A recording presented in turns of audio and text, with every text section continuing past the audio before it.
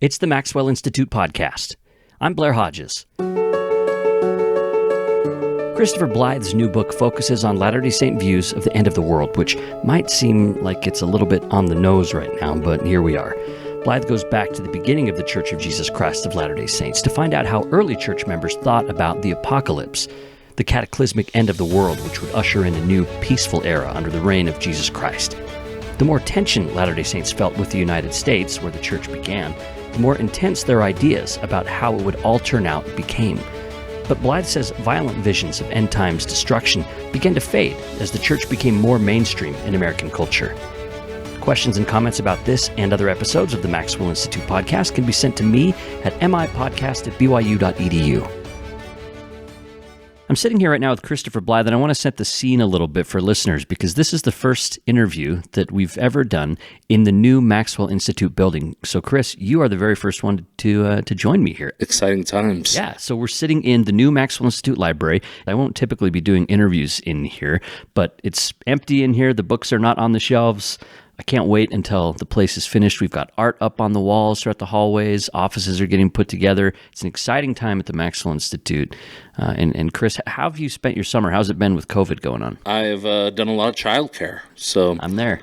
Did some interviews, some blog writing, and a lot of childcare. And you had a book come out. Ironically, and maybe perfectly enough, a book about Latter-day Saints and the American apocalypse at a time when it perhaps seems more apocalyptic than ever, perhaps, at least in our lifetimes. Absolutely. Have you thought much about that? Have people kind of joked with you about that? Yeah, absolutely. Did I plan this and so on? And it definitely really fits with the things going on at this moment. So it's a book about Latter-day Saint views of the end of the world, in effect. It focuses on how ideas about the apocalypse took shape within what's historically been called Mormonism. So let's start with that term apocalyptic and apocalypse and unpack what that term means at a basic level, because I don't think Latter-day Saints often use that term. I don't hear much about the apocalypse or anything. I hear about the second coming, for example. So let's talk about the term that you chose. Sure. I think we talk about the last days or the millennium and so on. I chose the word apocalypse for a few reasons. The major book about apocalyptic before mine came out was one by Grant Underwood, and the term that he prefers is millenarian. Millenarian is a sort of a theological term. It differentiates what Latter-day Saints believe about the second coming of those events. I really wanted to stick with the destructions that Latter-day Saints expect to occur in the last days. And so on a popular level, apocalyptic refers to destructions, a sort of mass change in the world. Zombie apocalypse? Yeah, sure. Zombie apocalypse is a great example. You go to bed one morning and the world is completely changed when you wake up the next day. Apocalyptic is also a literary tradition. The Book of Revelation is one of our most popular, examples of apocalyptic texts. And so I wanted people, when they read it, to also think about that literary tradition. So I'm going to try to bring readers into actual textual examples of how the apocalypse plays out in Latter-day Saint thought. The word itself is sort of about an uncovering. Is that right? No, the absolutely, apocalypse is for something to be uncovered, something it's to be revealing. Revealed. Yeah. And what's revealed is catastrophe. Catastrophe and a better world, right? You're going to go through this catastrophe and then everything's better if you can just get through this however many years.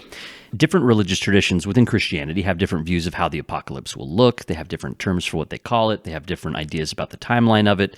And Latter-day Saints have unique views within that spectrum of belief. So your first chapter in the book introduces readers to the overall master narrative, is what you call it, about the apocalypse for Latter-day Saints. And you talk about how these ideas developed over time. So your book actually begins back in the bedroom of Joseph Smith in an evening when an angel visited him in September 1823. And I think a lot of books about Latter-day Saint history might begin in the grove where Joseph prayed and saw a vision of God and Jesus Christ or something like that, or the pioneers crossing the plains. You chose Moroni coming to the bedroom in the night here with an announcement. Why begin the book there?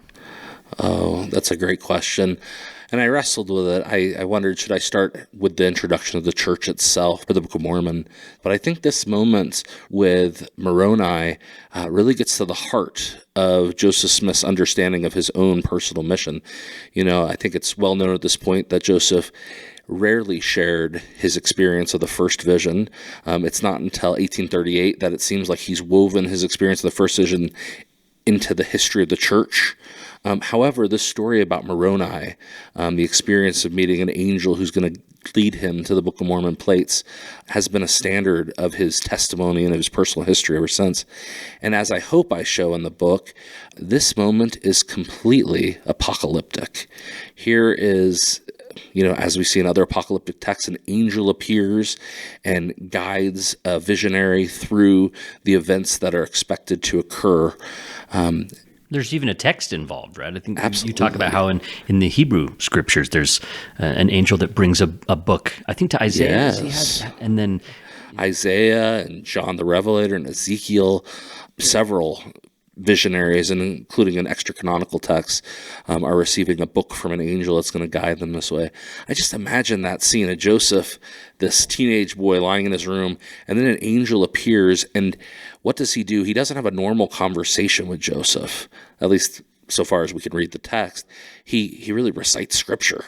And so Joseph is sitting there and listening to this angelic being read to him kind of scary things that are going to happen in the last days, and some positive ones about Malachi, visions. right? Malachi, the idea that young men will see visions and old men will have dreams, or vice versa. Ideas about the kingdom being built, but also about the moon turning to blood and the stars falling from the sky and scary things. Something needing to happen, or else the earth will be smitten with a curse. Oh, absolutely. That's Malachi, that Elijah, the priesthood, needs to come before this moment. So Joseph this is his real beginning of his prophethood. He has this message that he already, by the time he's writing this account up, has already begun to think of it in terms of the book of Revelation. Angels speaking about the last days. That shows up in that text. Latter-day Saints often remember Revelation 14 about this other angel.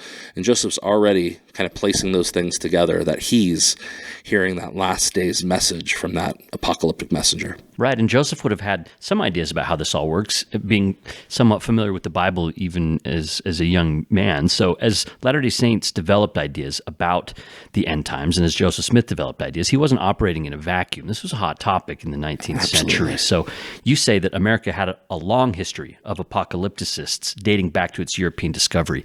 What's a snapshot of how that developed and how Americans over time thought about end times leading up to Joseph Smith? Often we talk about how end times were often perceived very optimistically in early America, that the second coming was going to happen, and it really wasn't about a hard period that was going to happen first. The hard period was actually the Reformation.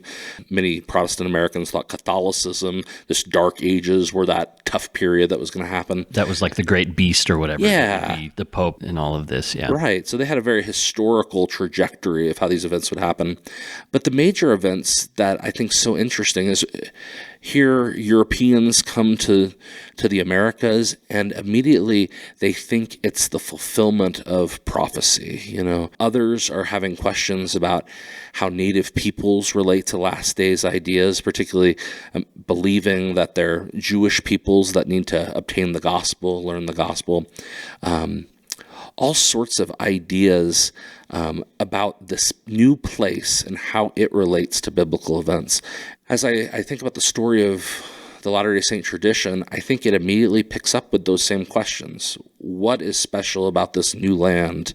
And how does it relate to how we expect the history of the world to go when we read the Bible? Yeah, let's dig into some of those main themes that Mormonism picked up on from this broader view of the end of the world. First, you mentioned that it's something that's closely tied to the Hebrew Bible, and this is the people of Israel. So this is the end times will relate to people in real places. Talk about that geography for a moment. We've been so focused in Christian history, of course, on the biblical events occurring in the old world, and initially in the Near East and Jerusalem and surrounding environments. Certainly prophets and others speak about the land of Jerusalem as the fulfillment of these places, where they expect the Battle of Armageddon to be fought.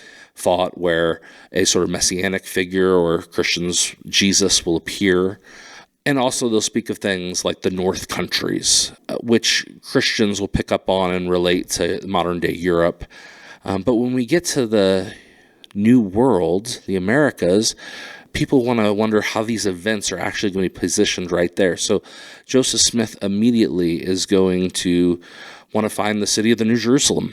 This is one of the Book of Mormon's central messages, that in the United States, well, in the Americas, the city of the New Jerusalem will be built. And this is the place where a temple is going to be constructed, where individuals who have lost their identities, whether they're Europeans or native peoples here, will unite together and build a temple. And there they will have a sort of Armageddon experience in the New World while preparing by building a utopia for Jesus to appear in the flesh once again. And that leads to the next theme, which is this idea of fleeing Babylon. What was that about? Absolutely. Fleeing Babylon is the central missionary point of the 19th century. Missionaries would go out and they would warn people that God had prepared a place of safety, but events were going to happen that made their current places unsafe. That might be because the righteous will be persecuted. It might be because God's judgment will be poured out on the earth. But the key is the gathering, that people need to flee where they're currently at. And so when we think about Latter-day Saint history, I often think about, this beautiful idea of pioneers and, the sort of ruggedness of the West, conquering the West. But there's another lens that people are experiencing that gathering, which was necessity. They were fulfilling prophecy. There's going to be a great place to happen, but they're in a hurry for a reason. The rest of the world is not safe. Did you see people being kind of gleeful about that? Like, hooray, flee Babylon, because people are they'll really get theirs? Or was it more like, oh, we got to get out of here. This is really scary? Yeah, that's the question about Schadenfreude, right? Are people taking joy in the idea that their enemies will be punished, persecutors? I think there is some of that. Section 109 of the Doctrine and Covenants is a dedicatory prayer from Joseph Smith for the Kirtland Temple. And in it, Joseph actually says, God, we don't rejoice in the destruction of our enemies. However, we understand this has to happen because it's thy will. And so I think Joseph is always trying to encourage the saints not to have that attitude. But that also tells us that attitude was actually there, right? It spoke to it. Yeah, absolutely.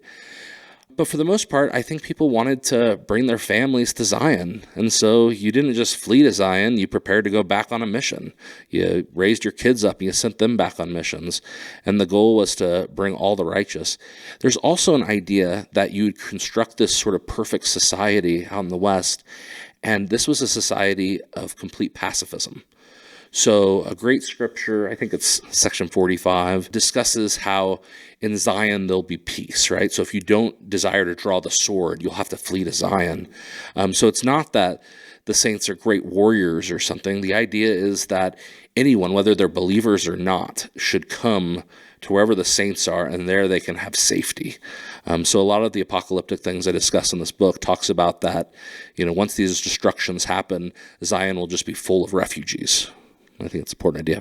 And another theme is the actual return of Jesus Christ, the second coming of Christ, which you say is central to the Latter-day Saint master narrative. How did Latter-day Saint views differ from other Christians when it came to Jesus returning? Some people think that the second coming is not essential to Latter-day Saint views of the last days because it doesn't come up, this sort of mass appearing, the Parousia, where the clouds are rolled up and Jesus is there and everyone can see him. But Latter-day Saints actually had a variety of initial appearances that were more important to them. Jesus was expected to appear at the building of the New Jerusalem. Jesus was expected to appear at the Battle of Armageddon, at the conversion of the Jews. And Jesus was also expected to appear at this very important council, the Council of Adam-ondi-Ahman, in which Adam was to appear with Jesus and sort of set up a last days government. Did it take on a political hue at all for Latter-day Saints? Were their political views intertwined with their views of the apocalypse? Oh, I think absolutely they were. Latter-day Saints don't have a stark contrast from where their spiritual beliefs begin and end and where their political sort of efforts are being placed. And so they hoped to, particularly when they're not functioning as just members of American citizens. They're hoping to build a society that can function independent, where, all those ideals of justice and so on can be established. So as this master narrative is taking shape, you say that regular members of the church were participating in their own ways in what you call the church's apocalyptic project. What kind of things were regular church members doing to participate in that project? Well, I think partly it's the lens that Latter-day Saints had. You'd go out on missions, you'd gather. All of that's done in a certain imagination. But part of this project was that you would also have visions. You'd also have dreams. You'd also preach sermons and prophesy about local destructions that might occur.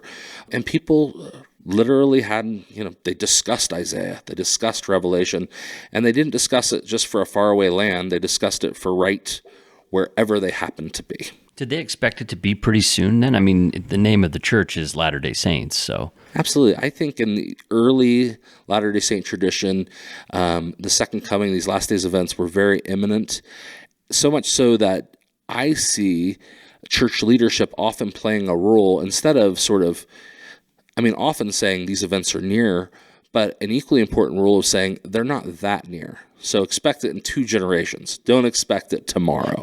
Didn't someone say, plant some fruit trees or something like that? Yeah, eventually this is going to be a really important rhetoric. We see Joseph Smith is going to say it can't happen until 1890, so, 60 years. But early on, do you think a lot of church members in the early couple decades were thinking it was... Oh, I think they're always thinking that. Right on the horizon. I think they're always, and church leaders are pointing backwards. Joseph Smith is expecting things to happen in the 1830s. And all along, I don't think Latter-day Saints, I think they think they're living in the apocalypse, right? This is a thing that's occurring all around them. They're looking for the signs of the times. Yeah, the signs of the times is everywhere. I think about that moment that Joseph Smith wakes up in 1833 with the Leonid meteor shower, where just this incredible experience in early America where stars appear to them to be falling from the sky, but really it's this amazing meteor shower. And Joseph saying, here it is. This is the fulfillment of that prophecy. And I think about that as part of this group project, in that Joseph saw that, but also there were visionaries that predicted this thing to happen, right? It wasn't just Joseph's experience with it. So, did he have to regulate very much? I mean, if there were regular members of the church having their own visions and dreams, what kind of regulation happened within the church in terms of, who gets to say what revelation is right? Like my neighbor could say, yeah, I had this vision that it's going to be next week. And how might someone like Joseph Smith handle that kind of a thing? Yeah. So, one of the most memorable and important moments of regulation in early church history is with Hiram Page in 1830. Hiram Page is a seer. He has a seer stone. There are other Latter-day Saints with seer stone. Joseph Smith does not have a problem with the idea that someone might be a seer and not be him. However, he's receiving revelations on where the church should gather and build Zion. And this is the problem. So Joseph Smith comes out and says his revelations, he seeks revelation, and Joseph's revelations say that Hiram Page's revelations are fraudulent, right? They're from an evil source. And that's when he creates a theology of who can speak for God in an official capacity for the church. Some scholars like Richard Bushman would say, before this moment, Joseph Smith was a prophet in the early tradition, and he became the prophet because he would stress that only the prophet could receive revelation for the whole church, and particularly for church agenda. Where should Zion be built is a great example. And so you see that pointed out. Other moments, Joseph is really, he just discourages the sharing of prophecy at times. Latter-day Saints expected Native American uprisings as an important part of last days events. But Joseph Smith also knew that when missionaries preached about Native American violence towards Euro-Americans, the result was that people didn't much care for Mormons. There was fear of American Indian uprising. Yeah. Latter-day Saints were seen to encourage that. Yes, absolutely. And that's the case. So Joseph responds and says, stop doing it. It's true. We certainly believe in it, but stop talking about it. That sort of regulation is the most common for Joseph. Meanwhile, he'll think privately individuals can have all sorts of beliefs about the last days. And he'll just say big comments like, it's not going to happen until this point. And he'll repreach that several times. But the idea that there would be sort of initial destructions or great miraculous events, if one predicted any of this as a member of the early church, Joseph Smith would have been fine with it most likely. And he was on many occasions. And he was aware of other prophetic claims around the United States where there were visionaries who claimed that they knew when the end would be. I think William Miller, was one of these, and he kind of criticized those. But as you point out, even Joseph couldn't fully escape wanting to get some kind of timeline. So he did have a revelation that pointed to a particular date, but it was ambiguous. Talk about the ambiguity. Yeah, I think that's right. 1844, William Miller's expecting something between 1843 and 1844, and Joseph really, when we think about early American apocalypticism, the Millerites become almost a mainstream movement. Hundreds of thousands of these believers who come to think there's going to be an apocalyptic timeline, that destructions will happen and then Jesus will appear, then paradise on earth, which was a different timeline than most Americans had. But it became popular at that time. So some early Latter-day Saints, such as Joseph Fielding, would say he first learned about Second Coming events from the Millerites, and then he found the gospel. But he saw these as connected. So Joseph would frequently address the Millerites, as would other early leaders, and that's what leads him to get this revelation about when could the second coming be. Is it possible 1844 is the date?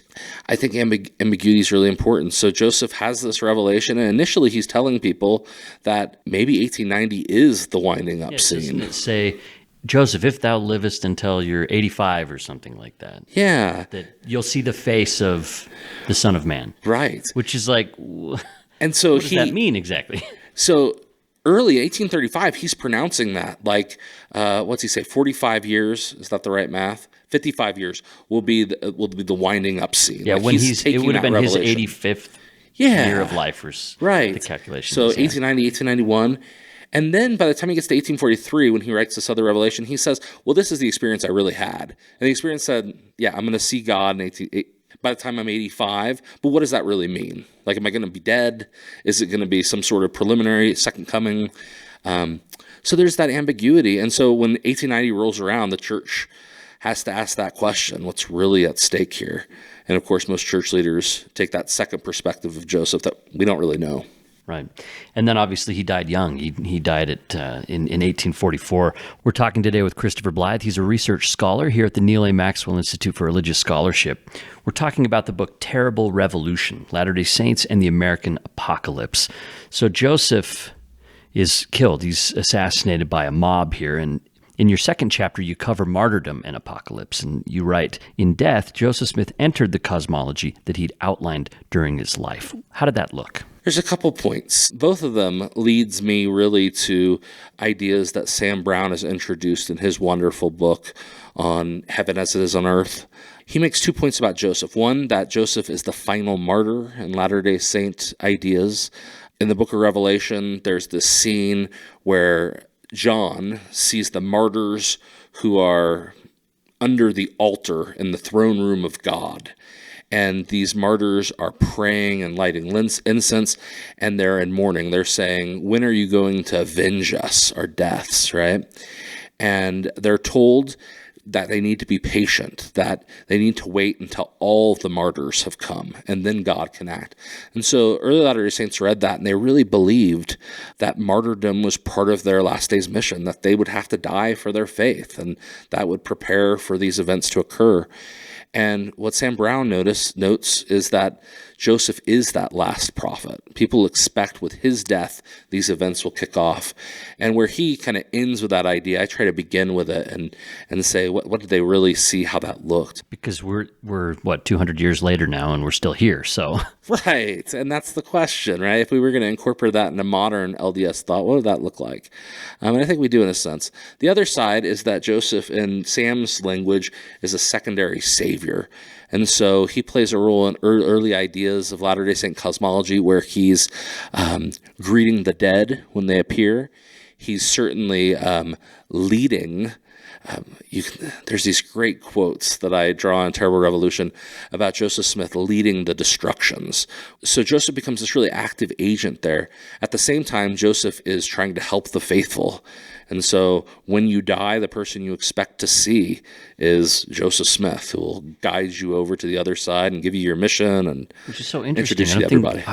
I think you'd be hard pressed to meet a Latter-day Saint today who believes that. But this is something that was talked about back then, that they kind of expected him to play this millennial role. Absolutely. Even with the resurrection, I think. Yes, and that's correctly. The very fascinating idea where Joseph doesn't take over Jesus' role, but Jesus commissions Joseph to sort of resurrect people in a sort of ordinance. Do you think this is members trying to make sense of Joseph's death? I mean, so many people didn't expect it. I think it was a shock, and it did shake a lot of people, and they needed to make sense of that. Do you see them trying to do that using these apocalyptic narratives, or do you think it's something else? No, I think that's absolutely right. Joseph has been killed, and he's in the middle of doing so many things. He's maybe going to lead the saints to a new location. He's started the Council of 50, this political movement within the church, and he's running for president of the United States. He's building a temple. I mean, this is a shock. People are not expecting this to happen. In retrospect, I think people look back and they see statements from Joseph Smith, and these aren't hard to find statements where Joseph actually says, I don't feel safe. Like, you're not going to have me here long.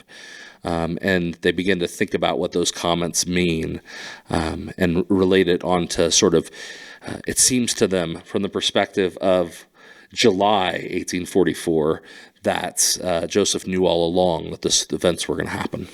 We also see some violent imagery here. A lot of apocalyptic texts include violence. John's revelation does. Some of Joseph Smith's revelations do. When it comes to the death of Joseph and Hiram Smith, you talk about in the book how some of that violent imagery gets incorporated to how people dealt with the martyrdoms here. Yeah, I think vengeance becomes really important after the death of Joseph and Hiram. And I actually argue that the apocalyptic rhetoric was meant to appease some of that drive for vengeance after Joseph and Hiram's murder. And so while we might be able to point out specific quotes where people sort of fantasized about taking vengeance on these persecutors, for the most part, church leaders would say, you have to hold off and don't worry. God's going to take care of it. It's not that Latter-day Saints weren't positioned to do anything, right? I mean, there was the Nauvoo Legion. They had a strong tradition of gun ownership and martial sort of experience. Some of them were direct relatives of people who fought in the Revolutionary War. Mm-hmm. So when Joseph is killed, you might expect Nauvoo to try to take action here. And they're training in the Nauvoo Legion. I mean, these guys are real militiamen. I think it's such a fascinating thing that in Carthage, Joseph and Hiram are murdered, and the next morning, all of the people in Carthage have fled. It's a ghost town because they're so worried that the Nauvoo Legion is going to come in and they're going to have to fight a battle. And they know they can't win that battle. I mean, this is just the sort of population in Nauvoo as either the first or second largest city in Illinois, and this portion of the trained militia of Illinois, the Nauvoo Legion, it's just the largest segment of the state militia. So it's not a small thing. They even to kill Joseph Smith, I mean, you have to separate him from his people to do this. So I think people expected reprisals, and as I try to show in the book, I mean, they expected this violence from Latter-day Saints to avenge Joseph Smith for decades. Right? This is keeps coming up in American folklore. Like the trial goes wrong, right? They try some people, and no one's punished at all for the extrajudicial killing of Joseph Smith. And once again, you'd think that would be a time for Latter-day Saints to take arms or to try to get some of their own vigilante justice, and they don't. What they do instead is bring in this apocalyptic imagery. And listeners might be familiar with something I first encountered on my mission, which is a book called Fate of the Persecutors of the Prophet Joseph Smith. Mm-hmm. This is a very apocalyptic book. Yes. Oh, this is a key to early Latter-day Saint folklore. The expectation is what's going to happen to these men that escaped justice. Brigham Young gives a talk that I think is so important that he says you don't want to kill these men because it's worse for them to stay alive. They have to deal with this sort of guilt, this just absolute fear of what's going to happen when they die and have to see Joseph Smith. Both Orson Hyde and Brigham Young talk about this moment that Joseph Smith's bloody ghost, or in Brigham's terms, that he's going to find someone else to be the bloody ghost. But a bloody ghost will appear before these persecutors on their deathbeds to face this. Other people talked about the Mormon curse, and certainly Latter-day Saints cursed these individuals through prayer and ceremonially. Their persecutors, they wanted God to avenge them. They talked about the Mormon curse, this idea that people would be, really it's a specific physical curse that an individual happened where they would rot while being alive. Yeah. Like, I was going through Nauvoo on the way to my mission, and I saw this old man on the side of the road, and I asked him his name, and he said, "No, don't talk to me, Mormon," and his arm rotted off. And yes, stuff like this is scary stuff. Like, I was in the mob that shot Joseph Smith. There's a worm in their eye while they're still alive. Very violent. They're walking zombies. It's very scary material. And I try to relate that, we talk about the idea that Latter-day Saints have of Cain, this individual is often portrayed as still alive, just wishing he could die, but can't. Scared to death about the judgment. He's also Bigfoot, by the way. He's also Bigfoot, just wanting to die. And that's the same thing. They portray these people that have these emotional anguish and physical torment and this diseased.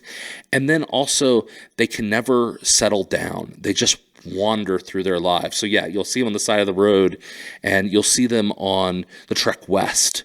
These people often, they've gone out to the west maybe to seek gold, and they're, unlike Latter-day Saints who have found this great home and learned how to work the land, they're beggars, and they're usually living on the outskirts of Latter-day Saint communities, and Latter-day Saints bring them food, not realizing who they are, just a little bit. And they're not trying to be vindictive, but they're keeping these guys alive to suffer further, right? So one of the most unsettling parts of the book, I think. Definitely, I agree. Yeah. But, like I said, I'd been introduced a little bit to that by seeing that book. Yeah. I mean, really important. First, we had The Martyrs by Lyman Littlefield, which was published and very popular in the early 1900s. And then you have, in the 1950s, this Fate of the Persecutors of the Prophet Joseph Smith. And they collected all the lore about all these Yes. Because Joseph had shot someone in the jail, and I think that... This guy's Townsend, who we don't hear about any time otherwise, but shows up in one of them. And then he's one of these people. And they're drawing on some of this biblical imagery of sort of, you talk in the book about this idea of the Feast of the Birds or something. Remind me what it is. Yeah, it's called the Feast of the Living God is often what it's said. But it's this moment in Revelation and also in Ezekiel where after the Battle of Armageddon, you imagine... the battlefield is just full of dead bodies. Well, how do you envision the earth's going to be cleansed? So the angels, you hear this voice, the trumpet, and you say, beasts and animals come to the feast of the living God, and they go out and eat the remains of this battle. So then the earth's purified, right? Also very unsettling. Yeah, and you don't hear about it on Sunday. It's unusual to read about some of these things that don't really play a part much in, I think, average Latter-day Saint religious Something experience. has changed about our religion. Something has happened in the past 100 years. Yeah. And we'll get to that as well. We're talking with Christopher Blythe today about his book, Terrible Revolution, Latter-day Saints and the American Apocalypse. You say in chapter 3, Chris, that for Latter-day Saints, the apocalypse was as much about place as it was about time. So take a minute to talk about, you've mentioned a little bit already about location, but how geography came to play a part in Latter-day Saint apocalypticism. I think geography is always this important thing for Latter-day Saints. From the Book of Mormon, it's one of its major purposes is to take a scene that we expect to play out in the old world with Jewish people.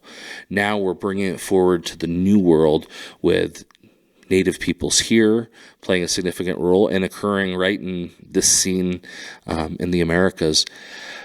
But when I think about the importance of place, sometimes over time in Latter-day Saint thought, I think of an insight of Grant Underwood that I still think is just a genius understanding. He compares Latter-day Saints to evangelicals. Evangelicals are expecting the rapture. This is how God can judge the earth while preserving his faithful. This is the idea that people will get taken up into the sky, and then all these destructions will happen to all the evil people left behind. Yeah, and then they can come back, and it's heaven on earth. Millennial reign on the earth. Latter-day Saints have something similar, Grant Underwood says, but it's about place.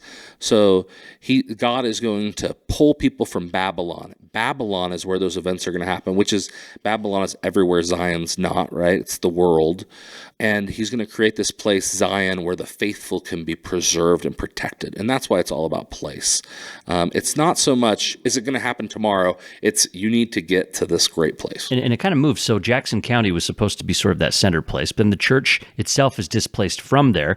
But even when they were out in the Utah Territory, they still were thinking about that being the locus, that perhaps even a return there was part of Latter-day Saint apocalypticism. Yes, I think that's key. So initially, we're having to, place changes every time Latter-day Saints migrate, and how it's going to relate to the apocalypse. So Jackson County is the city of Zion.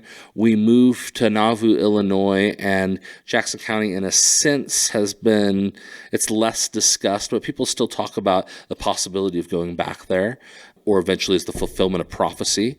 But it's when Joseph dies and the saints scatter. The vast majority of the saints end up in Iowa and then off to Utah. But there's also other factions that end up in different locations. And in all of these factions, people are pointing out the importance of going back to Jackson County. So some people actually won't travel across the Rocky Mountains because they believe they have to get back to Jackson County, and that would be a waste, right? It must be within our lifetime. Why would we go out there?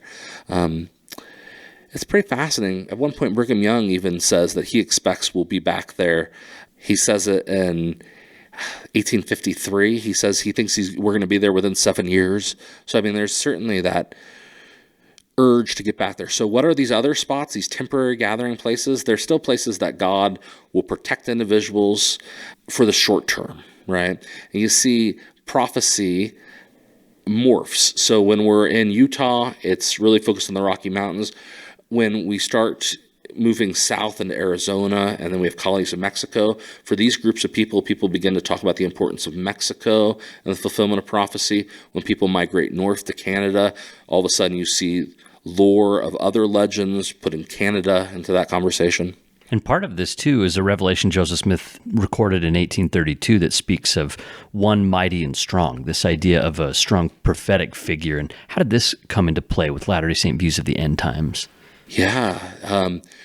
Gradually, the idea of a messianic figure, both this one mighty and strong, and another figure, Joseph talks about a man like Moses who will lead people back to Jackson County, become what people are waiting for. They're waiting for some sort of messianic figure, whether that might be Brigham Young or someone else, that will take charge of the church and, vanquish our enemies in a sense and lead the saints back to Missouri. This is a major theme in Last Days prophecy. One of my favorite sources, I just mentioned it in terms of the 7-year prophecy about returning to Jackson County, but W.W. Phelps, a fascinating early Latter-day Saint, begins to preach that Brigham Young is this man, that he's going to play this important role. And Phelps was an associate of Joseph Smith, right? And absolutely. He wrote Come, Come, Ye Saints. And he absolutely. Was Come, Come, Ye Saints, helped with the Book of Abraham. Was he an apostle at the time? No, he's not an apostle. He's more like a eccentric intellectual that the apostles are always drawing on. But he says Brigham. Now, he thinks Brigham's the guy. About that? Brigham gets, he asks him, what gives you the right to say this? And Phelps says, well, of course, you're the leader now, so wouldn't you be the guy? And Brigham says, well, why can't I die and the next guy do it? Or so he's just undecided, like, I don't know. Brigham is really all about he says a few times that he's the great man that the scriptures mention nothing about. Like, he does not want people speculating on his identity. And he's worried that if people knew, and this is when he says, I personally think, this isn't church doctrine, this isn't something I want to preach with a pulpit, I think we're going to be back in Jackson County in 7 years. We're not even going to be able to finish this temple. We're going to finish that temple first. But the important thing is that we keep that private, because if we start speculating about this stuff, the saints don't want to worry about building a temple here. They want to get back to Jackson County. They want to do all sorts of other things, but we need them to build a society. So really fascinating to see that come about. But we become kind of haunted by the idea of a messianic figure in our this would lead tradition. to some splinter groups too later on. Latter-day Saint fundamentalism would sort of point to that verse to justify almost splinter all movements. schisms. So even when Joseph Smith III in the RLDS Church, people begin to talk about call him the one mighty and strong, and he'll come out and say, "I'm not that guy." They wonder if he is a figure called Bani-Me that shows up in another prophecy, a sort of last days general figure. All sorts of different figures get associated with each of these different leaders. And yeah, it's Messianism. And so eventually the church is going to think we need to crack down on this sort of messianic speculation. And with all that going on, the church also had a really antagonistic relationship with the United States, as you recount in chapter 4. Latter-day Saint views of the apocalypse sort of mapped onto the Civil War in particular ways. How did they generally see the Civil War in terms of the end times? Did they think that was it? Yeah, this is, 1832, Joseph Smith had this prophecy of division in the United States, and he comes back to it, the same experience in the 1840s to discuss it, something he expects. But the saints throughout that period, even though we have that 1832 document, the saints have decided not to publish it. It doesn't appear in the Doctrine and Covenants, even as late as 1844, the last publication. But then when the 1850s, once we get established in Utah, 1852, the same year that polygamy is announced, right at this time, we announce this prophecy of the Civil War, and our missionaries begin to focus on it as a major message. It does two things, right? This definitely talks about the collapse of the American government, and it also gives that last warning, like, no, the gathering is for a purpose. You need to get across the Rocky Mountains for a reason, because things aren't safe here. And the Civil War ends, the world doesn't end. That's so right. Latter-day Saints kind of have to account for that a little bit. And you see during this period in the Utah Territory the rise of a new kind of Mormon apocalyptic thought in some new first-person accounts of visions, mostly from regular members of the church. What's an example of that? There's so many interesting ones. In the 1850s still, there's one by a man named Stephen Martinsdale Farnsworth, who talks about a vision he had in the 1840s in which he sees both the sort of what we call the Mormon Reformation, this tough period where the saints are trying to purify themselves and church leadership is being really strict. And also he sees the coming of American soldiers to Utah. This becomes very important. It's still one of the most popular and well-circulated, what I call, folk visions or vernacular apocalypse. And it's even preached over the pulpit once, but like any of these, you can find dozens of circulated copies that are just slightly different from each other. Other great examples are sometimes attributed to church leaders. So there's an 1877 one, often attributed to John Taylor, but initially was anonymous and just credited to, quote, a 70. So very unlikely to be any church leader. And a 70 back then was even different than, it was sort of like a high priest quorum type. Yeah, he's an elder that's been a missionary and hasn't been most likely called to be a stake president or a church leader like that. If I remember correctly, they talk about these cities are going to have these calamities and Salt Lake City's going to have blood coming down the streets and stuff like this. 1877 is where the visionary is brought to a variety of different cities. In Salt Lake, he kind of sees a quarantine city. There's a disease that's happened.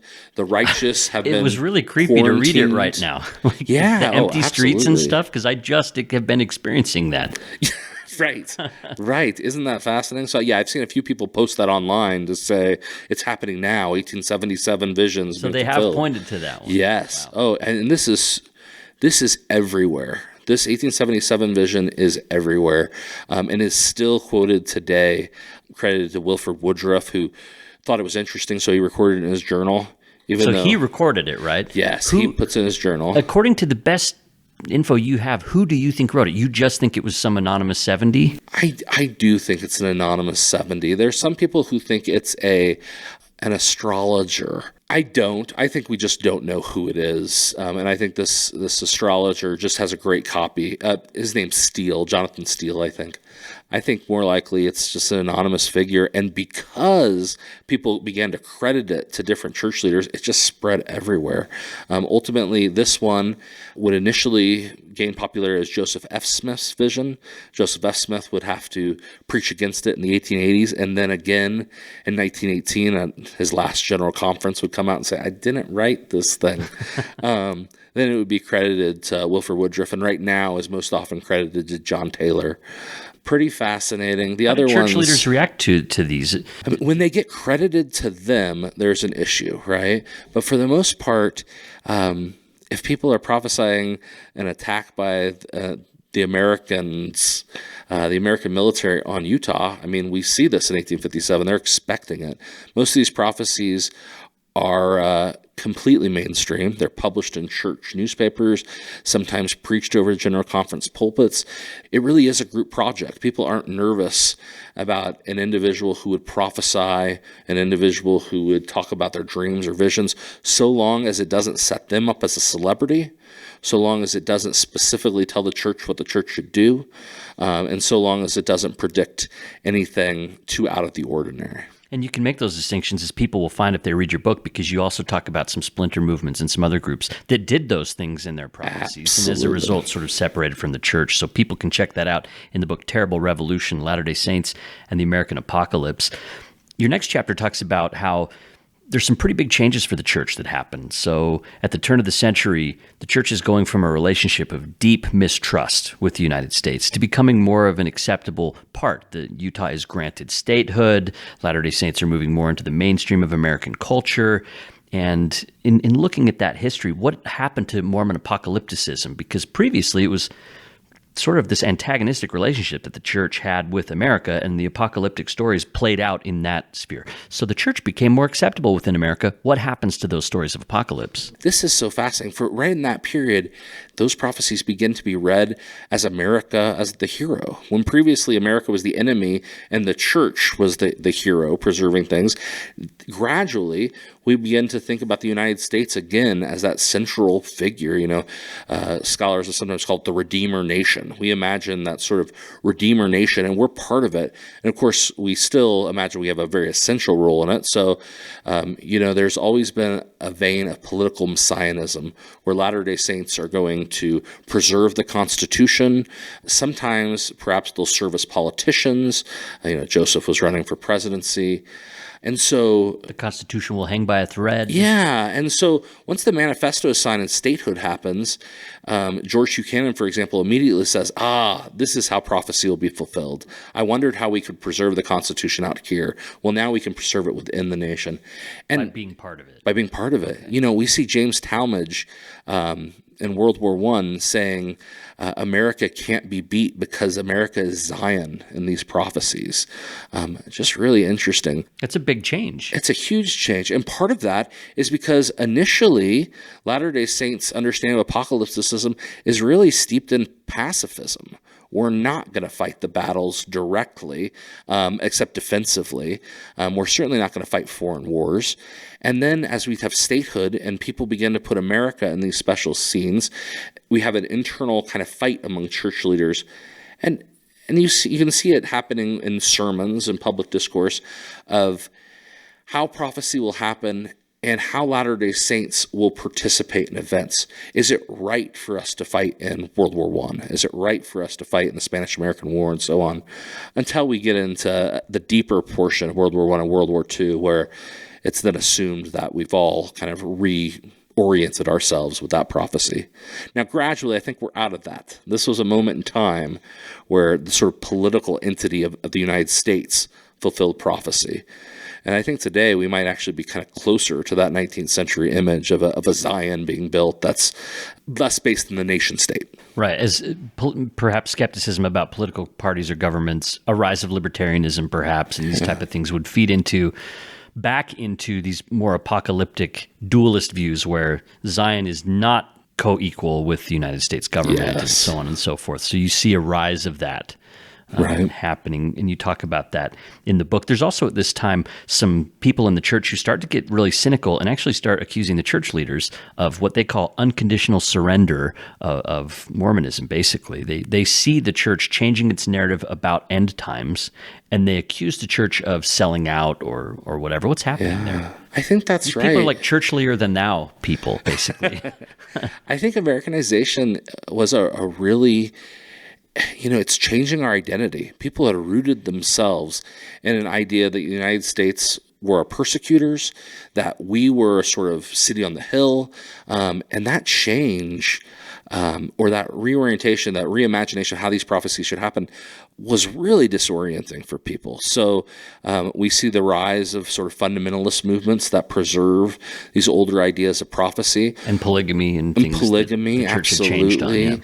on, yeah. We also see that there's just a lot of these prophecies and rhetoric that go underground, that people just preserve them in their households and amongst their friends, and don't really know what to make with what's happening publicly in the church's face. Is the church taking action to tamp it down as well at this time? Because previously, as you said, there's pretty laissez-faire. They would let people have their visions and talk about them as long as it didn't directly challenge the church. Does that change? Absolutely. I think when we talk about this moment of transition, we often just talk about things like the manifesto and statehood as if church leaders could do something and then the people, like automatons, just switch. And that's not how it worked, of course. So there's a series of public statements warning individuals about don't trust that neighborhood visionary. Meanwhile, 20 years ago, it would have been no issue, but don't trust that neighborhood visionary. Not only because we've had some scam artists in the church sort of thing, but remember that God gives revelation to the individual, and you should look to church leaders, and you should, if you have a special experience, you should share it with your family, or you should keep it to yourself, write it in your journal. And they also picked apart certain major prophecies, particularly one called the White Horse Prophecy, that nowadays it's very common to say the White Horse Prophecy was not a historical event, meaning it wasn't the prophecy it claimed to be. An 1843 prophecy and vision from Joseph Smith, which talks about this Constitution hanging by the thread, but also talks really about race wars in the United States, where there would be slave uprisings, Native American sort of invasions on locales, where the United States, the Gentiles, will attack the white horse in this vision, which is the saints. And the saints, the white horse and the red horse, the Native Americans, will work together to preserve the Constitution and build this New Jerusalem. It didn't happen in one event in 1843, and that might be important, but it's really a composite of all of the visionary stuff that's being discussed in this period. So the White Horse Prophecy, you could say, oh, that's nonsense, but every one of those ideas appears elsewhere, all put together in one place. So when the church begins to speak out about it, particularly this sort of American context, don't trust this idea, it's a message to the ordinary Latter-day Saint to reorient their minds, to say, hey, America isn't the bad guy anymore, so get it together. And of course, the White Horse Prophecy was still popular into the 1950s and has a small presence nowadays in various places. The question that pops up is that the White Horse Prophecy as we have it was sort of cobbled together in a later recollection, decades after the death of Joseph Smith. Yes. So are you saying that in the original records, people can go back and see Joseph Smith saying similar things, or? Absolutely. Okay. Yeah, the expectation, if you took the Civil War prophecy, section 87 of the Doctrine and Covenants, and you pulled out the expectation of slaves rising against their masters and the remnant, it speaks about what Jared Hickman refers to as American apocalyptic ideas. All of those are present in section 87 of the Doctrine and Covenants, as they are in the Book of Mormon, and now they're retold, as well as this conversation between the Gentiles and the believing Gentiles in the Book of Mormon. All that's retold in this White Horse Prophecy. And so when church leaders speak out against that, they're really speaking out against an entire mindset of apocalyptic that was so popular previous to Utah statehood. And it's interesting that none of that really ended up canonized. We have the prophecy about the Civil War, that then war would eventually be poured out upon all nations as a result of that. But these other elements that get put together into what people today see as the White Horse Prophecy didn't end up canonized, didn't end up part of the mainstream church's sort of narrative. I think they become definitely more vague, and I think they're folk elements. This sort of political messianism, that's certainly not in the Doctrine and Covenants in the same way. The extent of how America will collapse isn't spelled out in the same way. So yeah, I think it's true. So in your last chapter, you say that apocalypticism in the early church was sort of separatist, come out of the world, flee to Babylon. That you say that it's gradually been replaced over time by a moderate millennialism. And you detected a shift where church members went from almost happily anticipating the end of the world to maybe even fearing it and dreading it a little bit more. Moderate millennialism was an argument from Underwood, where Grant Underwood argued that Latter-day Saint understanding of the apocalypse were actually really moderate. They weren't radical ideas, particularly when you compared them to the Millerites and others. And I think they absolutely were. Throughout the 1800s, Latter-day Saint separatist ideas were certainly radical. I mean, they were revolutionary. They fueled our conflict with the government. But once this changes, the church wants to moderate these ideas and modify them. And so some of the ideas are stop thinking the second coming is so imminent. But the biggest change, which is what you point out there, is that we become to fear them.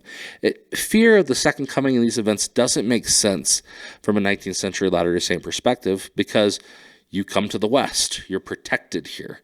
Everything's going to be okay. And then Jesus comes back. This is all good stuff.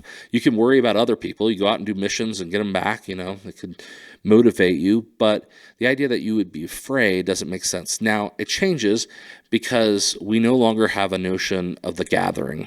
Latter-day Saints are all over the world. And when previously you were leaving that infrastructure of quote, Babylon, now people are part of it. And so I think there's a little cognitive dissonance in how to read these apocalyptic visions in the modern world, which means Latter-day Saint leaders, particularly in the past 20 years, have focused really hard on trying to encourage people not to be afraid of the second coming. Now, certainly through the Cold War, there were moments where the second coming rises up as a sort of potentially scary event, but for the most part, you see people making this shift. There's even professors at BYU's campus who have publicly repented of having previously taught the apocalypse in a sort of scary light, and now have that same message. Like, don't be afraid. This is all about good things. But of course, how did you read that for that period before that happened? It was an actually tough thing for Latter-day Saints to do, I think. And that happened over the course of decades. We're looking through the 70s, 80s, 90s, and now we're 20 years past the year 2000. And you say that there's kind of a spectrum of last days zeal among church members today. How would you characterize that? Absolutely. I think the average Latter-day Saint has... I shouldn't say average Latter-day Saint. I don't have access to that. What I think is that the public discourse in the church is that we live in the last dispensation and that we can expect these wonderful and trying experiences to occur within a general time period of, the next several generations. We've seen... Boyd K. Packer famously says, your grandchildren will have the opportunity to grow up and have grandchildren or so on. There'll be time. So we have this sort of moderate idea that just understands you're in the last days, and the last days means we need to get on with the work, right? Preach the gospel, build Zion where you are, and so on. Temples, yeah. This is be a good Latter-day Saint and a good citizen wherever you are in the world. Very different from what people are thinking in the 19th century. You have a sort of radical idea, which is preserved in fundamentalism, where the American government is still evil and where one should withdraw from society. So where we're sitting right now in Provo, there's probably within an hour either way, there's several communes where people have started united orders, small groups for sure, but that have preserved that sort of prophecy. Not members of the Church of Jesus Christ of Latter-day Saints, but members of other Latter-day Saint factions or Latter-day Saint denominations. And then there's where I see most of the interesting material happening among Latter-day Saints, which is we've learned to keep certain ideas about apocalyptic, specifics to ourselves. So people still, Latter-day Saints still have visions, still have dreams about last days events, or still say they do, and that there are different settings where these are discussed. And so they might be shared in family gatherings. They might be shared at I heard these things, missionary companions talking in the middle of the night or on a long drive. You hear sort of vestiges of these ideas, apocalyptic speculation. Although these missionaries would know they would never share that with an investigator or talk about it over the pulpit, they could sort of, I heard this, and this person here heard this, and my grandfather had this vision here. Some of these ideas are preserved that way. And then we've also found digital communities. And this is where we can see individuals, so long as they don't develop a sort of celebrity or become anti-church in their perspective. As long as the church doesn't be the bad guy, they're usually tolerated in modern Latter-day Saint life. And so you can see major digital communities such as LDS Avow, which has 10,000 members, where people discuss some of these ideas about the apocalypse in a more radical way than we would see from general authorities. And then we see some of the, I think most fringe, I think of like the Daybell case, where they... Absolutely. I mean, I believe, for people that haven't followed this, it's Chad Daybell wrote books and wrote some things about the last days, kind of built up a following. His wife mysteriously died. He ended up marrying one of his followers, like within weeks of that or something, right? Yeah. And then her children disappeared, and now they're both under arrest. They're both accused of the murder there. And they found the remains of the children, right? And he had like an end times prophecy too, didn't he? Yeah, since I talked about the problem in early Latter-day Saint tradition, there's sort of an idea that you're not supposed to build up a celebrity as a visionary, right? The idea that one might have a vision or might have a dream and that they would share it with others early on, even widely, wasn't problematic. But as people built celebrity, there usually became a point where they either gave up their vision, they stopped talking about it, or fracture occurred. Other movements were started and so on. The Daybells, or Chad Daybell, is one of an example of a line of sort of, I call it celebrity visionaries. Since about 1990, near-death experiences were well known before this point. For a couple decades, people talked about near-death experiences, but we hadn't had book-length narratives about them until one from Betty Eady called Embraced by the Light. Not everybody knows this, but Betty Eady was a Latter-day Saint. Yeah, she didn't present herself as such in the book. Yeah. She did initially when her book was published in Utah, where she talks about seeing the spirit world. She has all sorts of Latter-day Saint implications in her book. And then she gets a better book deal to tell her near-death experience, and she removes those Latter-day Saint parts. Then, so you don't talk about work for the dead or anything anymore, right? Then that's published nationally, and so the first great success was a Latter-day Saint near-death experience visionary. Well, that book-length near-death experience narrative gets picked up by others. And so we begin to see, and really, every 3 years, you can point to a major one, where a Latter-day Saint visionary has told a large book-length experience of a near-death experience, which usually integrates a lot of these ideas about the last days. And so Betty Eady, we then have a woman named Gail Smith in the 1990s who became very popular over the radio in the Utah area. We then have Sarah Monet, several others. John Pontius, who writes the narrative of Spencer, sold hundreds of thousands of his narrative, including in some major church bookstores. And then after Spencer becomes important, Spencer does something interesting. Spencer's anonymous, which is people begin to trust him more because he's not a celebrity. It doesn't seem like he's trying to attract. He was real, or did John make him up? I've met Spencer. Oh, okay. So he's real. He really is anonymous. His bishop, he's in the church. His bishop, John Pontius, was he not excommunicated? I don't know John's story. Spencer's different. Spencer's not excommunicated. He's fully active, and he's you wouldn't think anything unusual about him in church. because he really hasn't collected that sort of celebrity. Then Julie Rowe shows up, and Julie Rowe is, I try to contrast her in the book. Some people think Julie Rowe has not been successful in the same way as Spencer because she's a woman, and that might play into it, but I really think it's this difference about appearances. One at least appears to not want its celebrity, and Julie Rowe shows up and she writes 4 books, now more. Has like a YouTube. Yeah, she starts a YouTube channel. She appears on all sorts of radio shows doing interviews. And this doesn't sit well with Latter-day Saints who expect that sort of public outreach to be done by general authorities. Yeah. But she becomes very popular for a time. Church authority and lay members sort of directing the narrative of end times. Absolutely. It's an ongoing dynamic. And so Julie eventually runs into that problem. And while initially the church just, in 2015, there are reminders like this is just her personal thing. Seminary teachers, please don't quote this in class. Stop handing out photocopies of her vision, that sort of thing. Julie loses the clout she has with many members after she predicts an imminent earthquake in Salt Lake City that doesn't happen. She's just a little late then, I guess. It eventually happened. There will always eventually be an earthquake. Right, so. That's right. And she says this is not the one she was waiting for, though, so she didn't take that opportunity.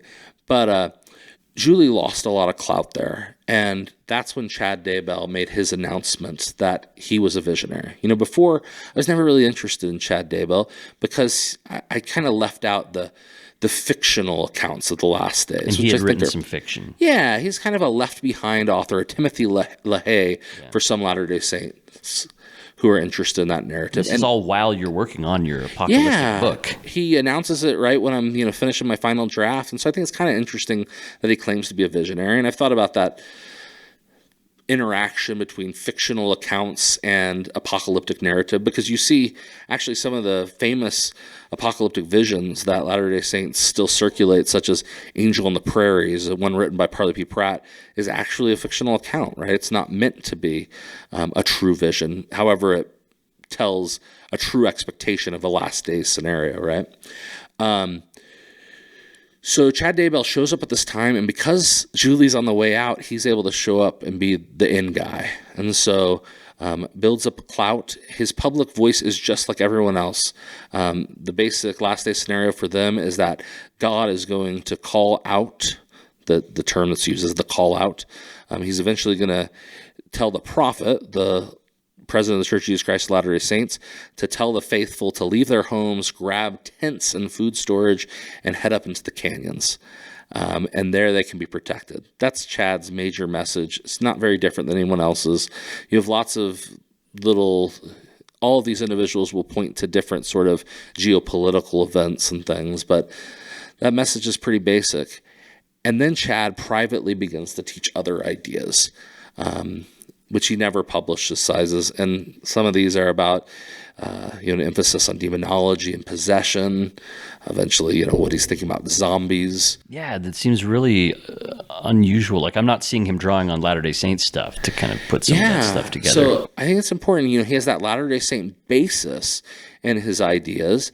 But the idea that someone could become possessed and then be stuck that way, like your identity is completely gone, someone else has been sort of a body snatcher for you, isn't a Latter-day Saint idea at all. But apparently is an idea that led to the death of 2 children and perhaps others. Really scary. I was very disappointed in the Latter-day Saint prepper community because the first reaction was to sort of close ranks and assume his innocence. I get that because they embraced him as a sort of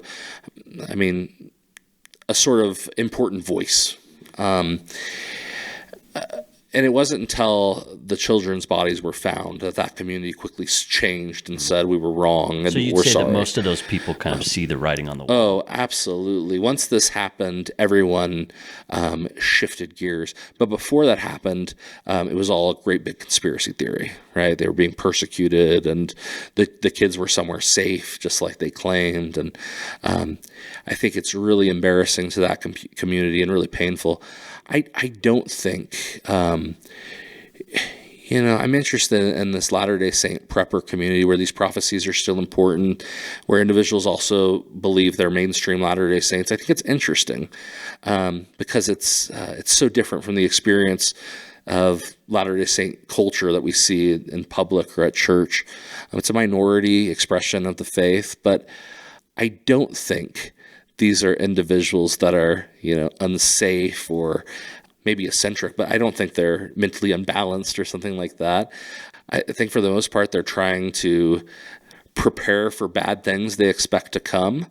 And they're often more conspiratorially minded, and that might lead to some of these susceptibility to people taking advantage of them, such as Chad Daybell. Kind of relates to the last question I have, which is, what use is this history to contemporary church members or to people who are trying to think about views of the end times? What does history do for us when we're thinking about the apocalypse? Yeah, I think there are a lot of different takeaways I hope people have for this. I think one of the things we need to remember is that there is a core of Latter-day Saint experience, particularly with what some people might call the supernatural, which I hope my book shows is still enduring. So where someone might say, look, the Latter-day Saint culture really just changed completely in 1900. Well, that's not true. It's learned how to navigate the modern world by keeping some things private at a folk level.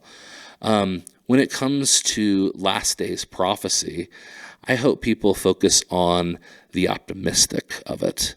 There's a message that early Latter-day Saints have that they're trying to build a better world through community, through preparation, sure, but also for other people, right? They're building this better world, not just for Latter-day Saints, but for the whole world. They want to be a sort of saviors on Mount Zion. They want to be a people that has their act together so they can embrace others, whether in their faith or not, that need them.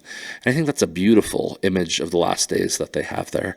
I think there's some caution in there that we see all around. I mean, these reminders all the way through the book to be moderate in our beliefs, to understand that sometimes we've localized or interpreted our beliefs in a very specific context. And as we look for fulfillments of prophecy, I'm speaking to a Latter-day Saint audience here as I say this, but the takeaway for that, as we expect to see these fulfillments of prophecies, we don't really have all the facts. So we need to have a very open, broad mind on how things can be fulfilled, even as we have a testimony of the importance of preparing the world for Christ's second coming. That's Christopher Blythe. We're talking about his book, Terrible Revolution, Latter-day Saints and the American Apocalypse, from Oxford University Press. Chris, thanks for talking to us today here on the Maxwell Institute podcast. Oh, so much fun. Thanks, Blair. We received some really great reviews over the past few weeks of the show. Here's one from someone that goes by Mom and Dad Have iPhones. It says, the show opened my eyes to see how people from so many different disciplines can apply their knowledge to deepen their understanding of gospel principles. Another one here from K Brady 88. It says, I was recently introduced to this podcast by a friend, and I love it. See, your recommendations make a difference, people. Tell your friends about the show. All right, finally, Working Harding says that they found this show after they finished listening to the Saints podcast. They say, I love that I have years of past episodes to listen to and learn from. The host gives us a Cliff Notes version of the book with author's commentary. He does a great job of staying out of the way, but also helping us learn. All right, well, that's the goal, to stay out of the way and help you learn. So to the rest of you, get in there and send us a review. I also heard from 2 new completists this month. These are people who've listened to the entire back catalog of the podcast. So congratulations and welcome to the Completist Club, Charity Molnar and Megan Armknecht. Okay. If other listeners would like to have a chance to have me probably mispronounce their name on the show, then they just need to email me, MIPodcast@byu.edu, to let me know that they have listened to the entire run of episodes, and we'll get a little reward or something sent your way soon. We're still figuring out what that is. All right. That's everything. We'll see you next time on the Maxwell Institute podcast.